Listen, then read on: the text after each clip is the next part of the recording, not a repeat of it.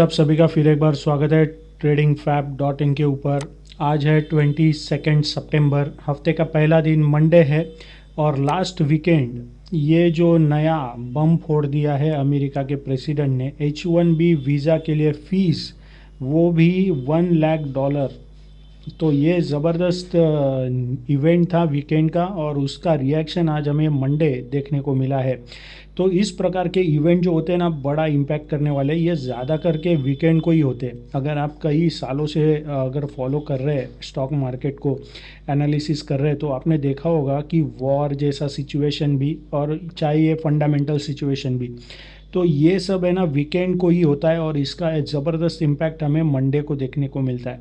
तो अभी इस H1B वीज़ा के कारण आज जो IT स्टॉक्स थे उसमें बहुत बड़ी गिरावट हमें देखने को मिली, लेकिन जो अडानी ग्रुप के शेयर्स थे उसमें अच्छी खासी तेज़ी देखने को मिल रही थी। इसके कारण आज ज़्यादा निफ्टी टूटा नहीं।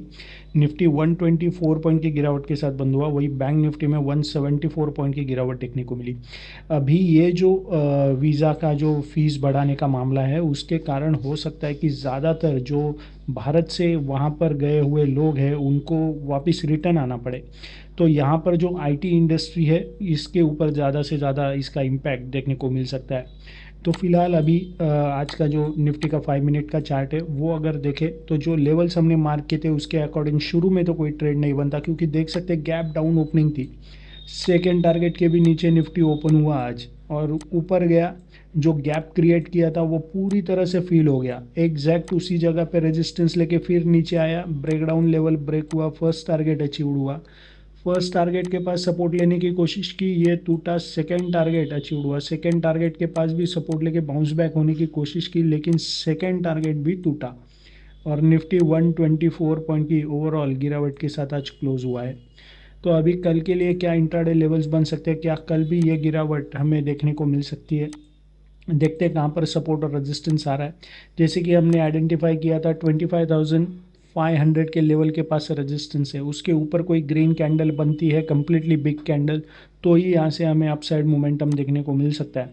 और ये वीकेंड का अभी ये जो बम फोड़ दिया है उसके कारण हमें यहाँ पर और गिरावट देखने को मिली। और साथ ही साथ फ्राइडे का वीडियो अगर आपने देखा होगा तो डेली चार्ट में हमने ये हैंगिंग मैन कैंडल स्टिक को आइडेंटिफाई किया था। ये जब अप ट्रेंड में आता है हैंगिंग मैन कैंडल और उसके बाद कोई रेड कैंडल बनती है जिसका close previous hanging man candle का लो तोड़ देता है, तो यहाँ पर ये ट्रेंड रिवर्सल पैटर्न बन जाता है। तो ये सिग्नल होता है हैंगिंग मैन कैंडल स्टिक का। ये हैमर जैसा दिखाई दे रहा है, लेकिन जब ये अप ट्रेंड में आता है तो इसे हैंगिंग मैन कैंडल स्टिक कहा जाता है। और उसके बाद अगर कोई रेड कैंडल आती है जो प्रीवियस ये हैंगिंग मैन कैंडल है उसका लो तोड़ती है, तो ये कन्फर्मेशन हो जाता है। और उसके बाद आज हमें और ये गिरावट देखने को मिली है। तो फ्राइडे का वीडियो ज़रूर देख लेना। अभी नेक लाइन जो आ रहा है ये अराउंड 25,100 के पास आ रहा है। 25,000 25,100 ये सपोर्ट का जोन था।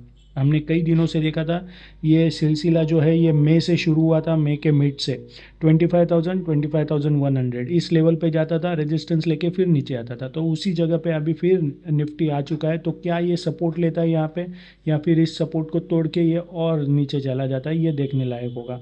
और पहला अभी इमीडिएट सपोर्ट होगा ये 25,000 और 25,100 के जोन में होगा।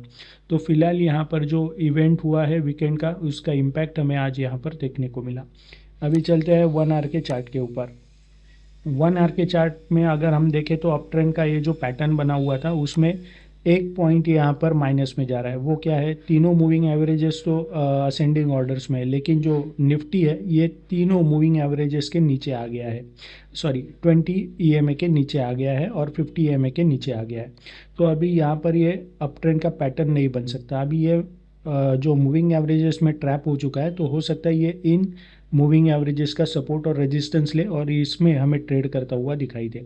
तो फिलहाल कल के लिए हमारा जो ब्रेकडाउन लेवल होगा ये होगा अराउंड 25,166, ये होगा हमारा ब्रेकडाउन लेवल।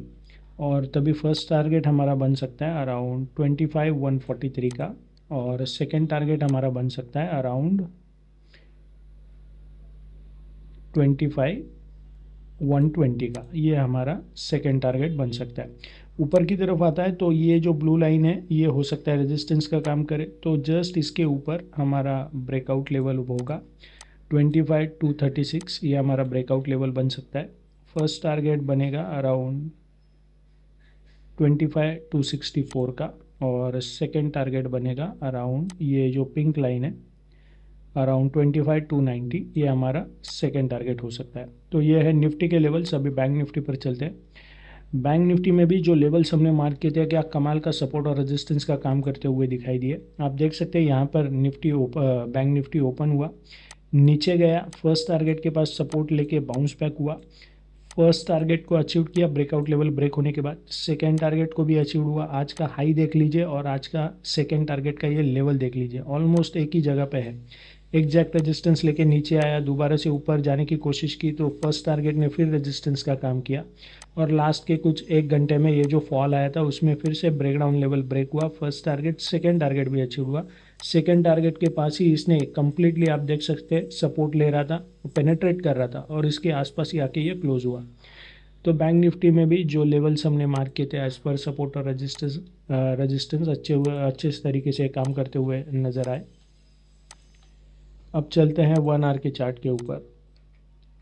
यहाँ पर भी आप देख सकते हैं 20 EMA को तोड़ दिया है, लेकिन ये जो ब्लू लाइन है 50 EMA का, इसी के पास आके इसने सपोर्ट लिया है। तो कल के लिए हमारा ब्रेकडाउन लेवल इस ब्लू लाइन के जस्ट नीचे होगा 55,214, ये हमारा ब्रेकडाउन लेवल बन सकता है। फर्स्ट टारगेट होगा अराउंड 55,154, और सेकेंड टारगेट होगा 55,104, ये हमारा सेकेंड टारगेट बन सकता है। और ऊपर की तरफ बाउंस बैक करता है तो हमारा ब्रेकआउट लेवल बनेगा अराउंड 55,355 का। फर्स्ट टारगेट बन सकता है अराउंड 55,413 का, और सेकेंड टारगेट हमारा बन सकता है अराउंड 55,467 का। तो ये है निफ्टी और बैंक निफ्टी के इंट्राडे लेवल्स कल के लिए। वीडियो आपको अच्छा लगे तो लाइक शेयर कमेंट जरूर करें। So thank you very much and happy trading. Investments in securities market are subject to market risks. Read all the related documents carefully.